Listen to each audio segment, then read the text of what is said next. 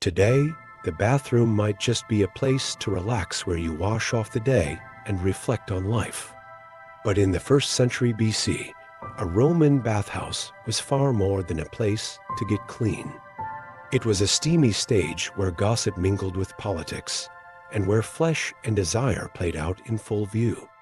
Skin shimmered through the mist, laughter laced with teasing glances and veiled invitations. Your friend? He might just be plotting his next move in a very personal game of power. Ever heard about Julius Caesar's legendary affairs? His enemies mocked him as every woman's man and every man's woman. So if you're curious about how Roman men loved boldly, passionately, unapologetically, you've come to the right place. In ancient Rome, sex wasn't just a private affair, it was a public performance. It revealed your status, your power, even your personality.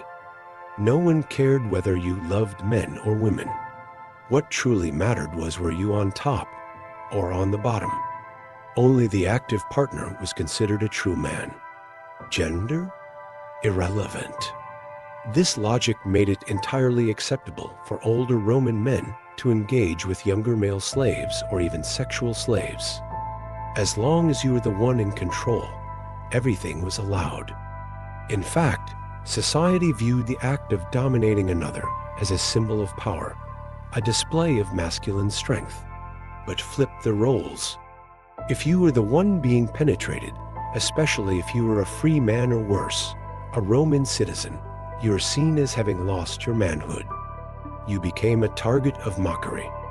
In Roman society, there were very clear rules about who you could sleep with. You could have sex with male slaves, war captives, prostitutes of any gender, and defeated enemies. You could not touch freeborn males, especially those equal to or above you in social rank. There were even specific labels for these roles. The passive partner was called a pathicus, one of the most scorned identities in society. The active partner was known as a feututor, a figure of dominance and masculine prowess. And then there were the senati, men who expressed feminine traits, often ridiculed and dismissed as unmanly. But you know what? Even so, these marginalized figures still burned brightly in Rome's shadowed nights, writing a different kind of history with their bodies and their souls. In ancient Rome, if you had enough power, who dared question who you loved? Julius Caesar, the man who changed the fate of the Republic, was rumored to have conquered more than just Gaul. They say he also conquered the bed of King Nicomedes of Bithynia. And what did his enemies call him? Every woman's man, and every man's woman. The conservative senators were outraged. His political rivals mocked him mercilessly. But none of that stopped Caesar from sweeping across battlefields and seizing absolute power. Because in Rome, what was truly shameful wasn't loving a man. But the rumor was that he might have been the passive one. And Caesar wasn't the only one to walk that homoerotic path. Hadrian, the philosopher emperor, was a man who loved deeply. He built statues of his beloved Antinous, named cities after him, and even deified him after his mysterious death. To Hadrian, that boy wasn't a plaything, he was a god.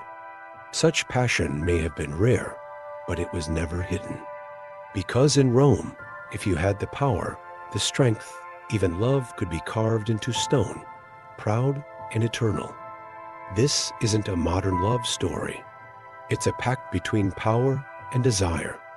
A history of men laid bare and burning with ambiguity. On the streets of Rome, you could always spot those young faces.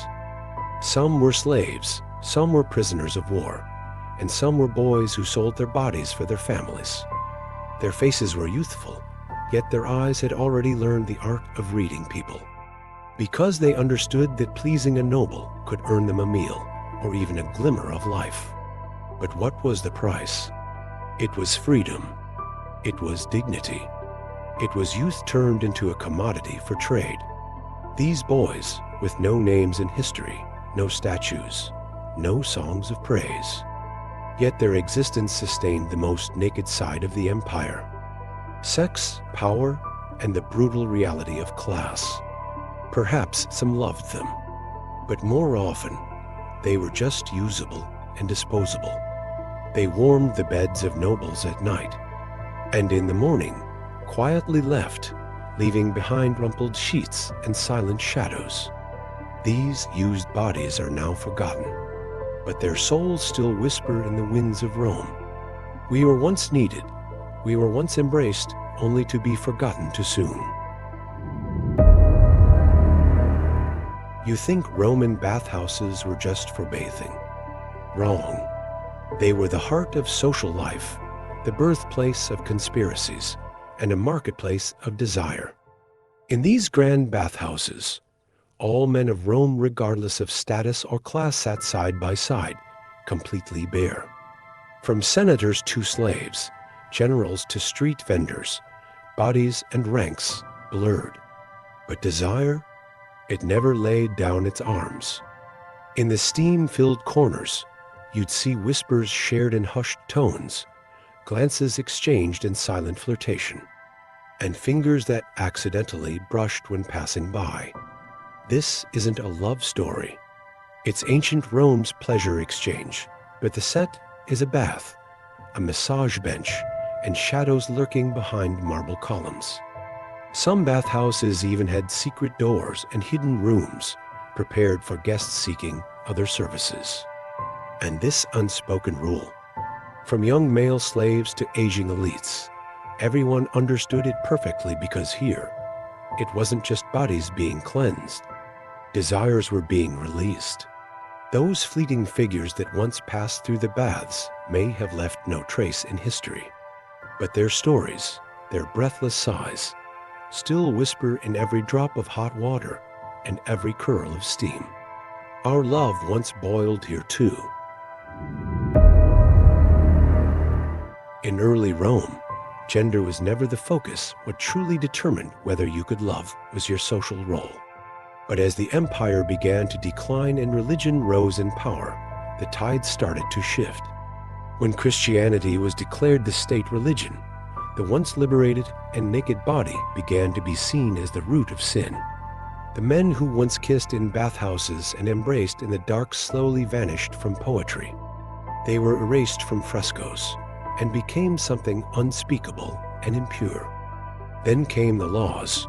Male love was no longer just mocked, it became punishable by arrest, flogging, even death. Desires once taken for granted became original sins. Men who once held each other learned to deny, to hide, to stay silent. But is love ever truly wrong? History turned a page, and their stories were sealed in forgotten books, never spoken of again. Only faint carvings in dark corners, shattered pieces of pottery, still whisper softly. We were not wrong, we were just too early for this world. Their names never made it into the textbooks. Their faces were never captured in portraits. Their stories were buried in dust, forgotten by history. But the men who once embraced in the bathhouses, who smiled from ancient frescoes, did they truly vanish? No, their love never died. It hid beneath ancient stone walls, in the coded verses of poets, in the fleeting glimpse of a statue you didn't expect to see. In the cracks of history, beyond the judgments of religion and law, they quietly remained. As the world entered modernity, their stories began to be rewritten. Archaeologists unearthed subtle evidence. Scholars reinterpreted vague phrases. Artists rediscovered the shape of love among the ruins. And finally, we began to admit, love should never be judged. Sex should not be classified. Desire should not be condemned. This is not a moral trial. This is a restoration of truth. The voices once forced into silence are now heard again. They have crossed millennia, passed through flames, judgment, and oblivion, and now stand before us, whispering gently, "We have always been here. We never left."